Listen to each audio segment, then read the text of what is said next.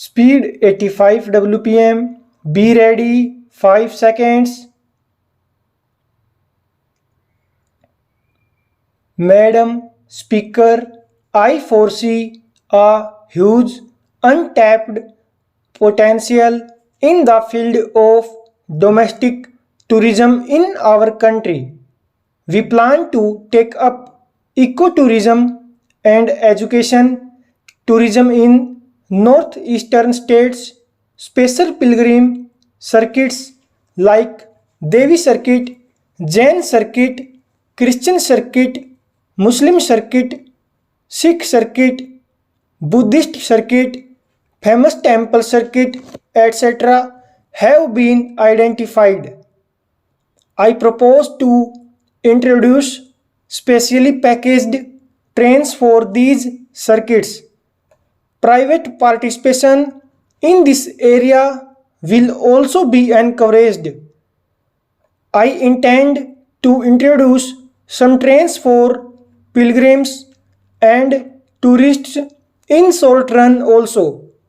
One tourist train will run from Gadag to Pandharpur, Bijapur and Solapur, covering the pilgrim and tourist places of Karnataka and Maharashtra. Another such train will start from Rameswaram, covering pilgrim and tourist places like Bengaluru, Chennai, Ayodhya, Varanasi and Haridwar. I also plan to run a special train featuring life and work of Swami Vivekananda to inculcate good moral values and propagate the teachings of Swami Vivekananda. Madam Speaker, railway reservation system will be revamped into next generation e-ticketing system. Ticket booking through mobile phones and through post offices will be popularized. We will improve the system capabilities in e-ticketing to support 7,200 tickets per minute as against 2,000 tickets per minute and allow 1,20,000 simultaneous users at any point in time. Facility of coin operated automatic ticket vending machines will be experimented. Efforts will also be made to provide facility of buying platform tickets and unreserved tickets over internet. Parking cum platform combo tickets will be launched to facilitate the passengers and to save their time. Madam Speaker, at the moment, the Railway Board, due to overlapping roles of policy formulation and implementation, has become unwieldy. Therefore, I propose to separate these two functions. Indian Railways has 13.1 lakh staff, most of whom work on the cutting edge of providing rail services. It is my duty that they are taken care by providing adequate facilities. In this direction, I am initiating the following. Presently, an amount of rupees 500 per capita is contributed towards staff benefit fund. I propose to increase this amount to rupees 800 per capita. I propose to announce a special scheme for the meritorious awards of railway persons for their outstanding performance in academics and sports for such children.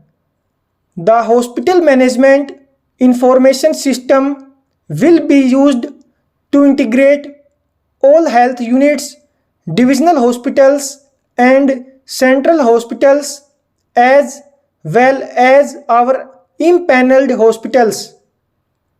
I am contemplating on setting up of a railway university for both technical and non-technical subjects. We will tie up with technical institutions for introducing railway oriented subject for graduation and skill development. In the meantime, staff at the ground level will be sent for short duration courses of technical and non-technical nature involving locally available technical institutions. The exposure for specialized areas like high speed, heavy haul operations, etc., will be undertaken for all level of staff and officers at appropriate institutes in India and abroad. It is the wish and dream of every Indian that India runs a bullet train as early as possible. Madam Speaker, Indian Railways is on its way to fulfill that long cherished dream. We propose bullet trains by starting off with an already identified Mumbai Ahmedabad sector where a number of studies have been done. Madam Speaker, it was the vision of our great leader Sri Atal Bihari Vajpayee ji that gave India the golden quadrilateral road network. Today, under the leadership of Sri Narendra Modi ji, we are embarking on an ambitious plan to have a diamond quadrilateral network of high-speed rail connecting major metros and growth centers of the country. A provision of rupees 100 crore has been made in this budget for high-speed project to high-speed rail corridor for taking further steps.